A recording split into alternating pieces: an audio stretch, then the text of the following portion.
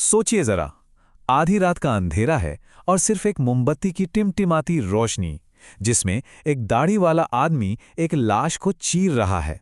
वो क्या ढूंढ रहा है? वो आत्मा का ठिकाना ढूंढ रहा था। और ऐसा करते हुए वो ऐसे ऐसे राज लिख रहा था जो सदियों बाद दुनिया को हिला के रख देने वाले थे। ये इंसान था लियोनार्डो दा विंची, इतिहास का शायद सबसे जीनियस और सबसे शापित इंसान। लियोनार्डो ने अपनी सारी खोज, सारा ज्ञान अपनी पर्सनल नोटबुक्स में कैद कर लिया। पूरे 13,000 पन्नों का एक खजाना जो सदियों तक दुनिया की नज़रों से ओझल रहा। ये कोई आम नोटबुक्स नहीं थीं। ये कागज़ पर उतारा गया एक जीनियस का पूरा दिमाग था। और फिर कई सदियों के बाद जब ये नोटबुक्स दोबारा मिली तो इन्होंने दुनिया को सचमुच हैरान कर दिया। इनके अंदर लिखे राज इतने अजीब, इतने अविश्वसनीय थे कि यकीन करना मुश्किल था। ये अपने समय से सदियों आगे की बातें थीं। तो चलिए आज इन पन्नों को पलट कर देखते हैं। 13,000 पन्ने। जरा सोचिए इस नंबर के बारे में। ये लियोनार्डो के उस निजी काम का पैमाना था जिसे उन्होंने दुनिया से छुपा कर रखा था। एक ऐसी दुनिया जिसे उन्होंने सिर्फ और सिर्फ अपने लिए बनाया था, जिसमें उन्होंने ब्रह्मांड के हर छोटे बड़े रहस्य को समझने की कोशिश की। तो आखिर था क्या इन पन्नों पर? इंसान के शरीर के अंदरूनी अंगों की इतनी डिटेल्ड ड्राइंग्स जो आज भी मेडिकल स्टूडेंट्स के काम आती हैं, उड़ने वाली मशीनों और रोबोट्स के डिज़ाइन, और तो और ऐसे विनाशकारी हथियार जो पूरी की पूरी सभ्यताओं को तबाह कर सकते थे। सिर्फ यही नहीं, उन्होंने सुंदरता का एक मैथमेटिकल फॉर्मूला तक खोज निकाला और भविष्य को लेकर कुछ भविष्यवाणियां भी की। और सबसे अजीब बात तो ये थी कि ये सब कुछ उल्टे अक्षरों में लिखा गया था। एक ऐसा सीक्रेट कोड जिसे पढ़ने के लिए आपको आईने की जरूरत पड़ती।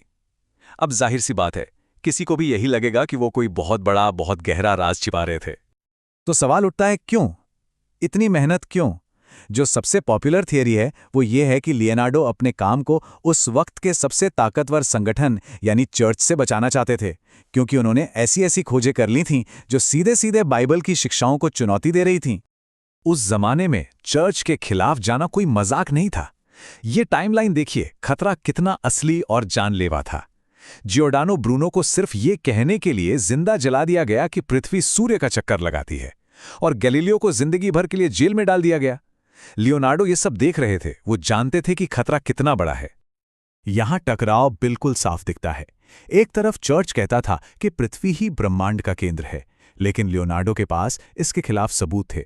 चर्च मानता था कि इंसान भगवान की सबसे उत्तम रचना है, और वहीं दूसरी तरफ लियोनार्डो मां के गर्भ में पल रहे भ्रूण के चित्र बना रहे थे। ये तो सीधे सीधे धर्म के खिलाफ जाने जैसा था। तो सवाल फिर वही है, क्या कहानी सिर्फ इतनी ही है?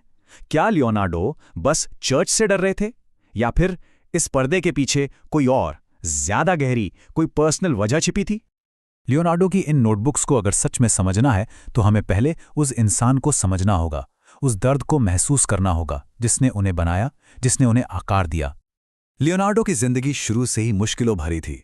वो एक नाजायज संतान थे जिन्हें उस वक्त का समाज अच्छी नज़र से नहीं देखता था। वो लेफ्ट हैंडेड थे और उस जमाने में इसे शैतान का हाथ माना जाता था। इसी वजह से उन्हें न कभी स्कूल जाने का मौका मिला, ना ही अपनी विरासत पर कोई हक। वो जन्म से ही एक आउटकास्ट थे। और फिर जब वो सिर्फ 24 साल के थे, एक घटना ने उनकी पूरी दुनिया ही पलट कर रख दी। उन पर सोडोमी का एक झूठा लेकिन सार्वजनिक आरोप लगा जिसने उनकी इज्जत को मिट्टी में मिला दिया। इस एक घटना ने उन्हें समाज से हमेशा के लिए दूर कर दिया और वो गहरे अकेलेपन में चले गए। उनका ये कहना उनके अंदर आए बदलाव को साफ दिखाता है। एक ऐसी दुनिया से खुद को बचाने के लिए जो उन्हें बार बार ठुकरा रही थी, उन्होंने अपनी ही एक अलग महफूज दुनिया बना ली थी। तो अब समझ आता है कि ये नोटबुक सिर्फ राज छिपाने की जगह नहीं थी। नहीं, ये उनका एक महफूज ठिकाना था, एक पूरी नई दुनिया जो लियोनार्डो ने अपने लिए कागज पर बसाई थी। और इस नई दुनिया में उन्होंने जीने का एक नया तरीका ईजाद किया। उनका तरीका बहुत सरल था। किसी भी चीज को देखो तो बहुत गौर से देखो, उसके पीछे छिपे पैटर्न को ढूंढो, और फिर जो कुछ भी देखा, जो कुछ भी समझा, उसे दर्ज कर लो। यही उनका जुनून बन गया, और शायद यही उनका सुकून भी। उनकी नजरें कमाल की थीं। वो चीजें देख लेती थीं जो हम और आप शायद नजरअंदाज कर दें। जैसे उन्होंने पेड़ों को देखकर पता लगाया कि एक तने का आकार उसकी सभी शाखाओं के मिले जुले आकार के बराबर होता है। आज इसे लियोनार्डो का नियम कहते हैं। उन्होंने ये भी समझा कि दूर की चीजें हमें नीली और धुंधली क्यों दिखती हैं, और यहीं से एटमॉस्फेरिक पर्सपेक्टिव का जन्म हुआ। और उनकी ये वैज्ञानिक समझ वो सीधे सीधे उनकी कला में उतर आई। उनकी इस फुमाटो तकनीक, जिसमें पेंटिंग के किनारे हवा में घुल जाते हैं और सब कुछ धुंधला सा लगता है, वो असल में प्रकाश को लेकर उनकी गहरी समझ का ही नतीजा थी। ये आर्ट और साइंस का ऐसा मिलन था जो पहले कभी किसी ने नहीं देखा था। उन्होंने कला और विज्ञान को तो एक कर दिया, लेकिन उनके खुद के अंदर एक बहुत बड़ा विरोधाभास था, एक ऐसा संघर्ष जो शायद कभी खत्म नहीं हुआ। वो एक ही वक्त में एक संत भी थे और एक पापी भी। एक तरफ तो वो इतने नर्म दिल इंसान थे, वो शाकाहारी थे और जानवरों से इतना प्यार करते थे कि बाजार से पिंजरे में बंद पंछियों को सिर्फ इसलिए खरीदते थे ताकि उन्हें उड़ा सके, उन्हें आज़ाद कर सके।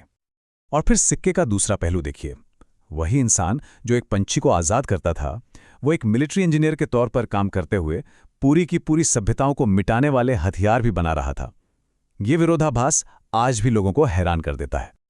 और शायद सबसे बड़ी और दुखद बात यही है, जिस इंसान ने दुनिया को इतनी गहराई से देखा, प्रकृति के इतने राज खोले, उसने अपनी ही जिंदगी को, अपने काम को एक बहुत बड़ी नाकामी करार दिया। तो आखिर में सवाल यही बचता है, क्यों? जिस इंसान ने कुदरत के कोड को क्रैक कर लिया, वो अपनी ही जिंदगी की पहेली को एक नाकामी क्यों समझता रहा? ये एक ऐसा सवाल है जो हमें जीनियस होने की कीमत, अकेलेपन के दर्द और हमारी विरासत के असली मतलब पर सोचने के लिए मजबूर करता है।